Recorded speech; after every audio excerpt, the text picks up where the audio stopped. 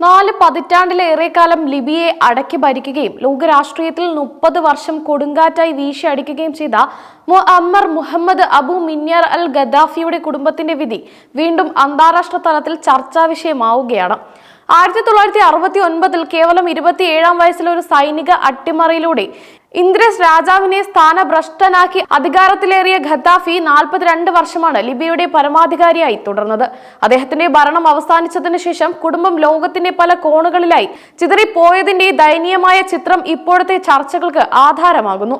Gaddafi തന്റെ സ്വന്തം ആശയങ്ങളായ socialism, Arab ദേശീയത, ഇസ്ലാമിക തത്വങ്ങൾ എന്നിവ സമന്വയിപ്പിച്ച മൂന്നാം സാർവദേശിക സിദ്ധാന്തം എന്ന തത്വത്തിലൂന്നിയ ജമാഹിരിയ എന്ന വിചിത്ര ഭരണ രീതിയാണ് ലിബിയയിൽ നടപ്പിലാക്കിയത്.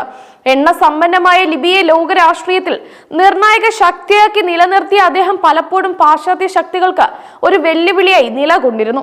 2011 അറബ് വസന്തം പ്രക്ഷോഭങ്ങൾ ലിബിയയിലും കലാപത്തിന് തിരികൊളുത്തി. നാറ്റോയുടെ പിന്തുണയോടെ നടന്ന സൈനിക നടപടി ഗദ്ദാഫിയുടെ ഭരണത്തിന് തിരശ്ശീലയിട്ടു. 2011 ഒക്ടോബറിൽ സിർട്ടയിൽ വെച്ച വിപ്ലവകാരികളാൽ ഗദ്ദാഫി പിടികൂടപ്പെടുകയും ദാരുണമായി കൊല്ലപ്പെടുകയും ചെയ്തു. ആ യുഗത്തിന്റെ അന്ത്യം കുറിച്ചതോടെ ഗദ്ദാഫിയുടെ ഭാര്യയും മക്കളും ലോകത്തിന്റെ വിവിധ ഭാഗങ്ങളിലേക്ക് ചിതറിപ്പോവുകയും അഭയാർത്ഥികളും തടവുകാരുമായി മാറുകയും ചെയ്തു. ഗദ്ദാഫിയുടെ കുടുംബത്തിന്റെ ദുരിത ജീവിതം വീണ്ടും ലോകശ്രദ്ധയിൽ കൊണ്ടുവന്നത് അദ്ദേഹത്തിന്റെ മക്കളിൽ ഒരാളായ ഹാനിബൽ ഗദ്ദാഫിയുടെ സമീപകാല മോചന വാർത്തയാണ്. ഒരു ദശാബ്ദകാലത്തെ വിചാരണയ്ക്ക് മുമ്പുള്ള തടങ്കലിന് ശേഷം ലെബനിൽ നിന്നും അദ്ദേഹം അടുത്തിടെ ജാമ്യത്തിൽ പുറത്തിറങ്ങി. 2015 ലെബനിൽ അറസ്റ്റിലായതു മുതൽ ഹാനിബൽ തടങ്കലിലായിരുന്നു. 1978 ലെബനീസ് ഷിയ പുരോഹിതൻ മൂസ സദറിന്റെ തിരോധാനത്തെക്കുറിച്ചുള്ള വിവരങ്ങൾ മറച്ചുവെച്ചു എന്നതായിരുന്നു അദ്ദേഹത്തിനെതിരെയുള്ള ആരോപണം.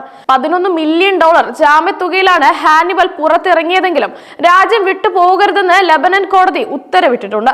ഗദ്ദാഫിയുടെ 8 മക്കളിൽ രണ്ടാമനും ഏറെക്കാലം പിതാവിന്റെ പിൻഗാമിയായി കണക്കാക്കപ്പെട്ടിരുന്നയാളുമാണ് സെയ്ഫ് അൽ ഇസ്ലാം ഗദ്ദാഫി. പിതാവിന്റെ ഭരണത്തിൽ ഔദ്യോഗിക പദവികൾ വഹിച്ചിരുന്നുവെങ്കിലും ലിബിയയുടെ യഥാർത്ഥ പ്രധാനമന്ത്രിയായി അദ്ദേഹം പ്രവർത്തിച്ചിരുന്നു. അറബ് വസന്തകാലത്ത് രക്തനദികൾ ഒഴുകുമെന്ന് പ്രസംഗിച്ചതോടെ പരിഷ്കരണവാദി എന്ന അദ്ദേഹത്തിന്റെ പ്രതിച്ഛായ തകർന്നു. 2011 നവംബറിൽ അന്താരാഷ്ട്ര ക്രിമിനൽ കോടതിയുടെ അറസ്റ്റ് വാറന്റിനെ തുടർന്ന് അദ്ദേഹം അറസ്റ്റിലായി. 2015 വധശിക്ഷയ്ക്ക് വിധിക്കപ്പെട്ടെങ്കിലും പിന്നീട് പൊതുമാപ്പ് ലഭിച്ചു. 2021 ലിബിയൻ പ്രസിഡന്റ് സ്ഥാനത്തേക്ക് മത്സരിക്കുമെന്ന് പ്രഖ്യാപിച്ചെങ്കിലും തിരഞ്ഞെടുപ്പുകൾ നീണ്ടുപോയി. നിലവിൽ അദ്ദേഹത്തിന്റെ സ്ഥാനം അജ്ഞാതമായി തുടരുന്നു. ഫുട്ബോൾ കളിക്കാരൻ എന്ന നിലയിൽ പ്രശസ്തി നേടിയ ആളാണ് സാദി ഗദ്ദാഫി. പിതാവിന്റെ സൈന്യത്തിലെ ഒരു ഉന്നത യൂണിയന്റെ തലവനുമായിരുന്നു. 2011 നൈജറിലേക്ക് പലായനം ചെയ്യുകയും അവിടെ വീട്ടുതടങ്കലിൽ കഴിയുകയും ചെയ്തു. പിന്നീട് ലിബിയയിലേക്ക് നാട് കടത്തപ്പെട്ട സാദിയെ 2021 സെപ്റ്റംബർ വരെ തടങ്കലിലാക്കി. ഇപ്പോൾ അദ്ദേഹം തുർക്കിയിലാണ് താമസിക്കുന്നതെന്ന് റിപ്പോർട്ടുകൾ സൂചിപ്പിക്കുന്നു. മുഅമ്മറിന്റെ മൂത്ത മകനും ആദ്യ ഭാര്യയിലെ ഏക മകനുമാണ് Muhammad Gaddafi. Libyan Olympic committee ചെയർമാനും ടെലികമ്മ്യൂണിക്കേഷൻസ് കമ്പനിയുടെ ചെയർമാനുമായി ഇദ്ദേഹം പ്രവർത്തിച്ചിട്ടുണ്ട്. 2011 ഓഗസ്റ്റിൽ സഹോദരി ഐഷ, രണ്ടാനമ്മ സഫിയ എന്നിവർക്കൊപ്പം അർജീരിയയിലേക്ക് പലായനം ചെയ്തു. പിന്നീട് ഒമാനിലേക്ക് താമസം മാറി. ഗദ്ദാഫിയുടെ മക്കളിൽ 2 പേർ കലാപത്തിനിടെ കൊല്ലപ്പെട്ടു. Mutassim Gaddafi career സൈനികനും ഡോക്ടറുമായിരുന്നു. ദേശീയ സുരക്ഷാ കൗൺസിലിന്റെ തലവനായി പ്രവർത്തിച്ച അദ്ദേഹം 2011 ഒക്ടോബറിൽ വടക്കൻ ലിബിയയിലെ സിർട്ടയിൽ വെച്ച് പിടികൂടപ്പെടുകയും കൊലപ്പെടുത്തുകയും ചെയ്തു. സൈനിക വിശ്വസ്തരുടെയും കൂലി പടയാളികളുടെയും ഒരു ബറ്റാലിയനെ നയിച്ച ഖാമിസ് ഗദ്ദാഫിയും 2011 ഒക്ടോബറിൽ മരിച്ചതായി പ്രഖ്യാപിക്കപ്പെട്ടു. ഒരു അഭിഭാഷക കൂടിയായ ഐഷ ഗദ്ദാഫി ഗദ്ദാഫിയുടെ ഭരണത്തിന്റെ ശക്തിയായ വക്താവായിരുന്നു. 2011 ഓഗസ്റ്റിൽ അമ്മ സഫിയ ഫർക്കാച്ചോടും സഹോദരൻ മുഹമ്മദിനൊപ്പം അർജീരിയയിലേക്ക് പലായനം ചെയ്ത ഐഷയും കുടുംബവും പിന്നീട് ഒമാനിലേക്ക് താമസം മാറ്റി. അവിടെ 2013 രാഷ്ട്രീയ അഭയം ലഭിച്ചു. മുഅമ്മർ ഗദ്ദാഫിയുടെ രണ്ടാം ഭാര്യയും അദ്ദേഹത്തിന്റെ മക്കളുടെ അമ്മയുമാണ് സഫിയ ഫർച്ചാക്ക്. നിലവിൽ ഇവർ ഈജിപ്തിനും ഒമാനും ഇടയിലാണ് താമസിക്കുന്നതെന്ന് കുടുംബവുമായി അടുത്ത വൃത്തങ്ങൾ സൂചിപ്പിക്കുന്നു. ഭരണത്തിന്റെ പതനത്തിന് ശേഷം അവർക്ക് പല രാജ്യങ്ങളിലും അഭയം തേടേണ്ടി വന്നു.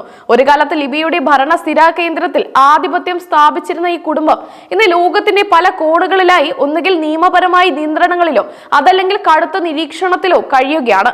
ശക്തനായ ഒരു ഏകാധിപതിയുടെ കുടുംബം വിപ്ലവത്തിന്റെ ഫലമായി അഭയാർത്ഥികളായി മാറുന്നതിന്റെ നേർ ചിത്രമാണ് ഗദ്ദാഫിയുടെ പിൻഗാമികളുടെ ഇപ്പോഴത്തെ അവസ്ഥ. ഗദ്ദാഫി കുടുംബത്തിന്റെ ഈ പതനം 2011 അറബ് വസന്തം എന്നറിയപ്പെടുന്ന പ്രക്ഷോഭങ്ങളുടെ സ്വാധീനത്തിന്റെ ഏറ്റവും വലിയ ഉദാഹരണമാണ്.